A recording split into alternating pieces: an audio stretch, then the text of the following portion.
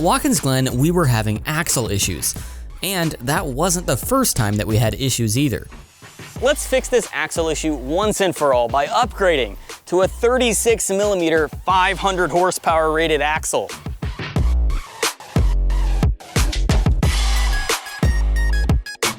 In order to swap over these bigger axles, we're going to need to run 5-lug hubs, which means we're going to have to convert everything over to 5-lug, including the brakes and obviously the wheels.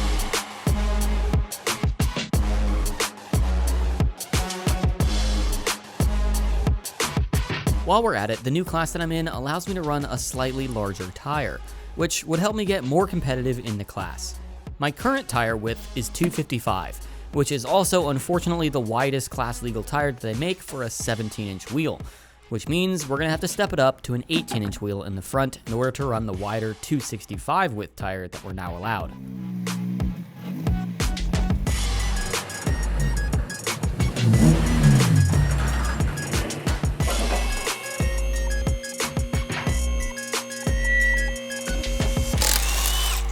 But before we can get started installing any of this new stuff, first thing we gotta do is take all the old stuff off.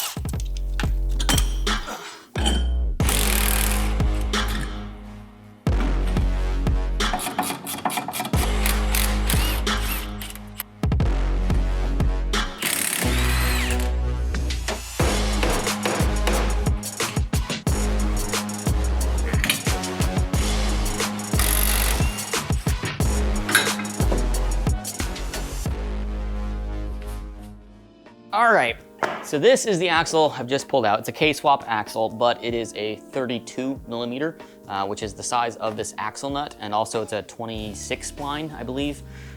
It's a little bit of a smaller design, so we have an upgrade, which is this one. This is an insane shaft axle. I got it at MA Performance, and this is a 36mm axle, is what it's known as, because the size of the axle nut is 36mm as opposed to 32mm. It's also a 28 spline as opposed to a 26 spline. It's actually about 30mm at the spline, I believe.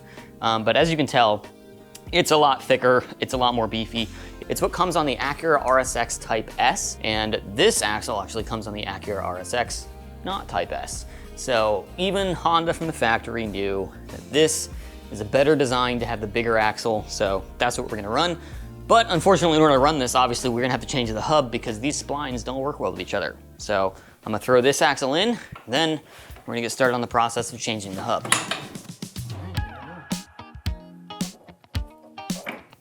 So these are the new hubs that we're running. These are Carceps 5-lug 36mm axle hubs, and these should go right into my factory bearings, which is like a 41mm inner diameter bearing, something to that degree, I can't remember. Did all the math already, but this has the bigger spline for the axle. So we have my old axle here, and you'll notice it doesn't fit, clearly. The axle will just spin in there. It's meant for the bigger ones that we have in there.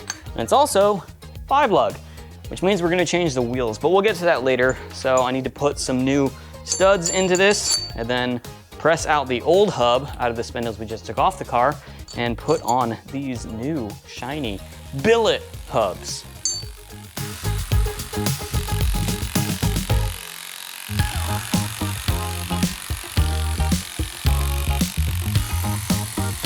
All right, now that we've got some studs in the hub, it's time to put the hub in the knuckle, which we have taken out of the car obviously already. So this is our 4-lug, and we have to take out the hub part of this out of the bearing.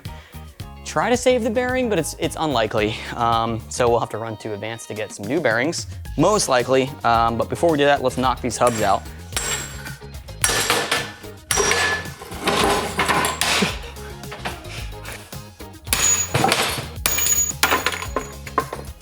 We call this a poor man's press. Here's one half of a bearing. Here's another half of a bearing. Here's another half of a bearing, and here's the other half of the bearing. 4 halves of this bearing. Man, it's a shame. This bearing has lasted me 3 years, and it's still good. It didn't deserve to end like this. All right, let's get a new one. Hey, how's it going? I'm looking for a wheel bearing.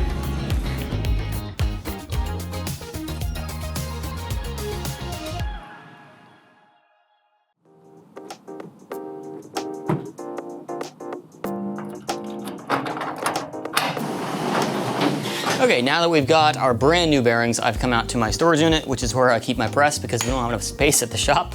And we gotta press this thing in. I'm not gonna use a hammer to put it in like I did to take it out because I don't wanna damage these. And we have a little bit more space to work with now to get the press in there with the hub not attached already. So basically, we're gonna put this bearing right in there and press it down with this 12-ton press. Then once we're done with that, we're gonna take the hub and press it into the bearing. And in theory, we should have fully working spindle.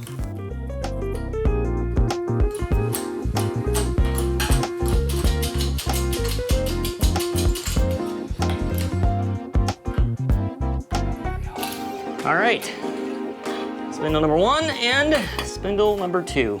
Look, they're both functional. We're 5-lug now.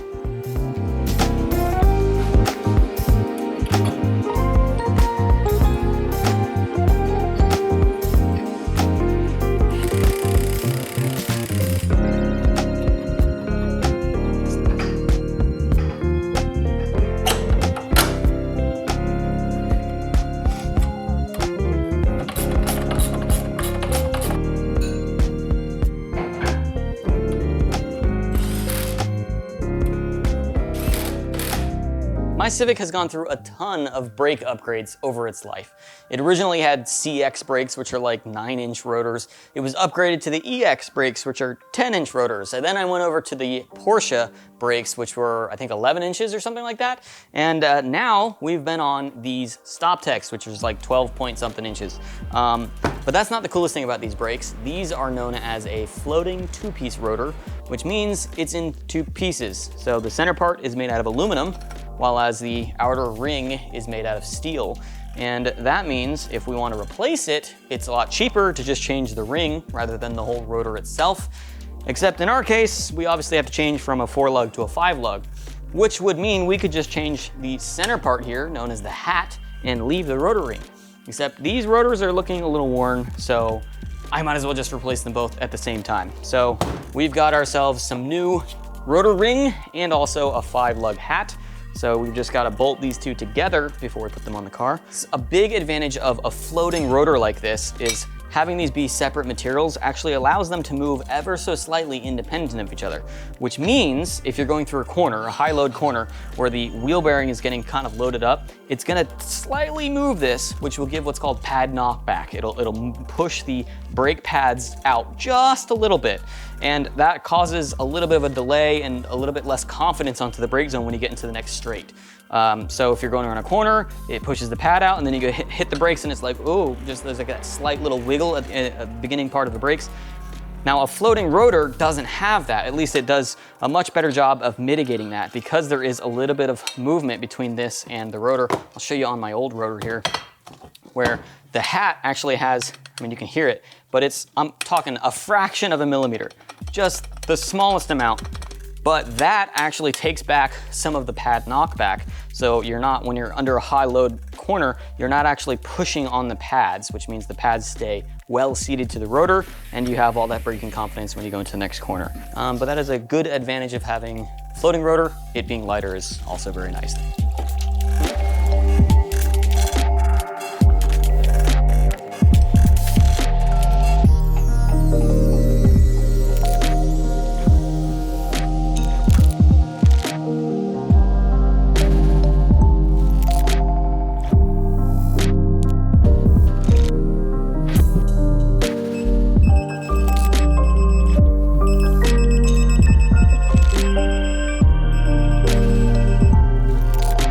You might be pretty confused why I applied a drop of Loctite onto the end of the bolt and then immediately wiped it off after torquing. This is what's called wicking thread locker, which is meant to be used like this as the thread locker wicks itself down, filling the threads and locking the bolt.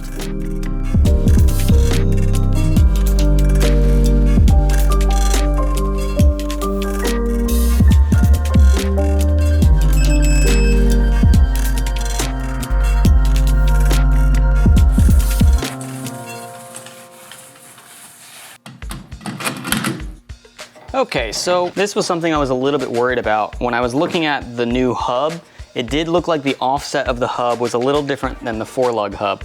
So that means that the offset of the caliper was also gonna be a little bit different, and I wasn't sure if it was gonna fit. Well, turns out it doesn't really. I mean, it's on, but this front part here is touching the rotor, meaning the caliper is too much inside of the wheel where it needs to be sitting more offset by, maybe a millimeter, maybe 2 millimeters, which is not good.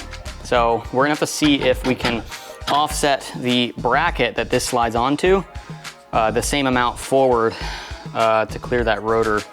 But yeah, that stinks. But hopefully we can fix it with a couple washers, but I'm not sure if there's space on the back side of the rotor for that bracket to come forward. So we'll find out.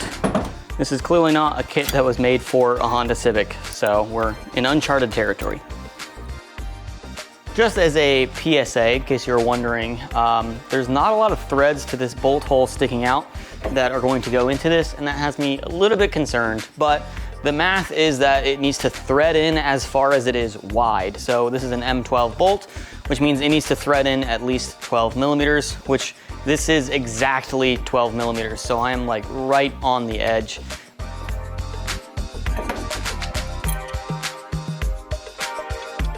Yeah, so it's kind of scary because it doesn't look like it goes in that far. You can still see a ton of threads, but it is within tolerance.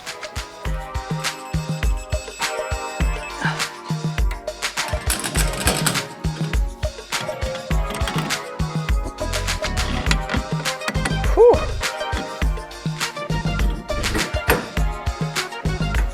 About a 2 millimeter gap there and a 2 millimeter gap on the inside. Perfect. Now let's put some fresh pads in it.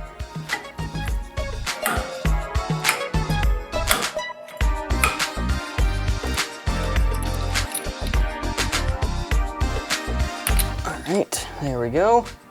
And there we have our brakes, our Stop Tech brakes. If you're wondering why it's called Stop Tech, it's because tech is getting out of control. AI, it's nuts. Stop Tech. Or something else. Okay, so obviously these wheels are not gonna fit on my car anymore since I am now 5 lug. And which is a shame because I absolutely love these wheels. They've treated me really well. They are Titan 7 TR8 wheels, and they are a ridiculous size for a 4 lug wheel. They're 17 by 10 in a 4x100. It is, as far as I know, the biggest, or at least the widest wheel you can get for a 17 on a 4 lug setup. It's also forged. It's a really, really good wheel. And it's a shame that I have to get rid of it now because I have to switch over to a 5 lug setup. But don't worry, I got some new wheels in. Let's check them out.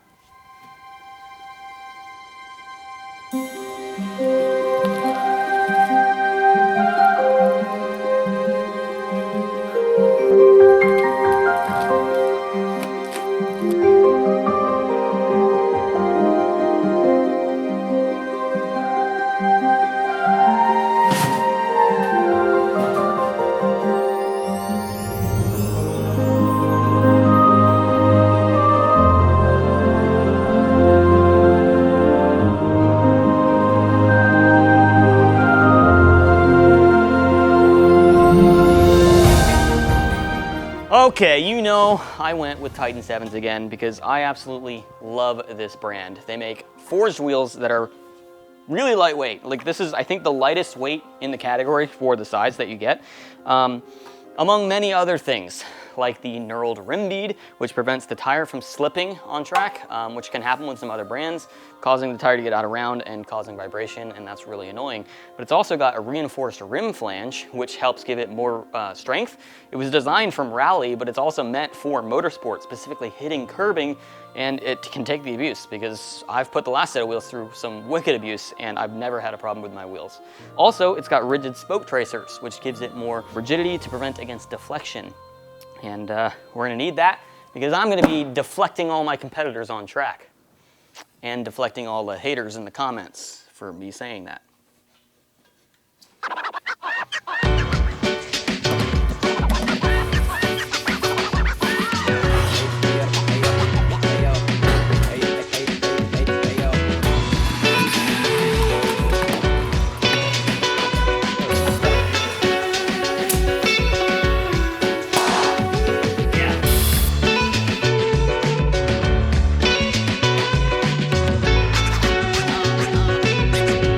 right.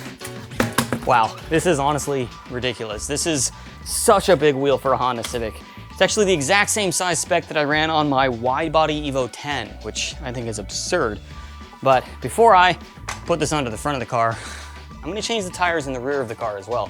As you might notice here on the top of the edge of the tire here, there's some discoloration, and that's from heat cycles. The rear tire's tread doesn't really wear out too fast because it's front wheel drive, but it does certainly go through a lot of heat cycles, and a tire will lose a lot of grip over the course of heat cycles. And this tire's been on the car for 2 years. So it's probably time to change it out. And unfortunately, this is the widest that I can run, which is a 225 width. Class rules designate that I have to have a 245 average, which means if I'm running 265s in the front, I've got to run 225s in the rear. It's good and bad because obviously the car needs rotation, but I'm worried that I might have too much rotation now that I've gone for more grip up front. So I want to change these out and make sure we put some fresh tires on, which thankfully I have right here. And I am running a Falcon tire in the rear, and you might have noticed I'm running a Kumo tire in the front. That is because these tires warm up a lot faster, which is good to have in the rear of a front wheel drive car. But they also tend to overheat, which is why I don't have them on the front tires of a front wheel drive car. The Kumo tires take a little bit longer to warm up, but they seem to take heat a little bit better over time. So that's why I'm running kind of a staggered setup. But I definitely want to make sure I've got grip in the rear to keep up with these new 265s. So let's go ahead and change this tire out, then we'll be on our way.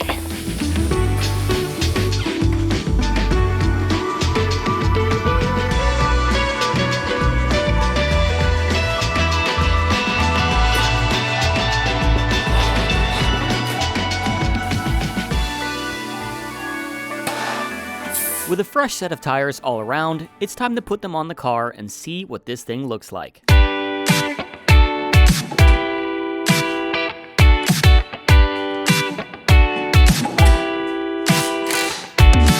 Well, there we have it. We've got officially 5-lug on my Civic and also 18s, which I'm not gonna lie, they do look a little bit big. I think on the ground, it'll look a little bit nicer.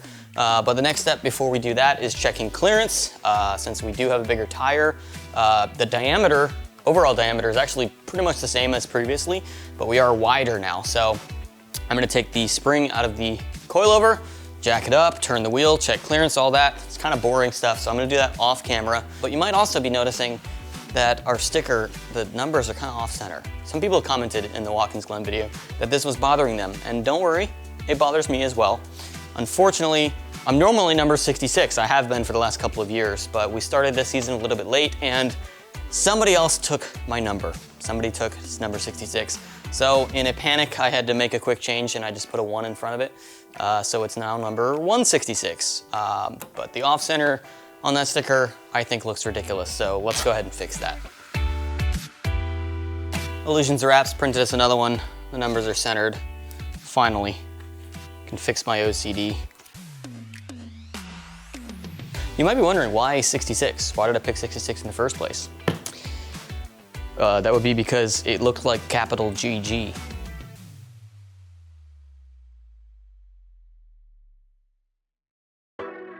The Civic is officially 5-lug swap now, with much stronger axles that should be able to take the abuse that I continue to throw at this car. But also, we've got a wider width front tire now, so I should be able to increase my corner speeds a little bit. Hopefully not at the cost of the car being unbalanced and tail happy like it's been before. Has run with us for a couple of years. Whoa! Ben Thorn, big slide over the crest of 9, gathers it up. He was going for it there, Greg. He's still cooking. He's still on a flyer here this lap too. We'll follow him around back to the start finish. Oh, again, big slide. Can he hang on to it this time? He does. We won't know until we take this car to the track again. Thankfully, I have a test day coming up before my next competition, so we'll have to see how the car feels. But until then, make sure you subscribe and hit that notification bell so you won't miss when we take this car back out.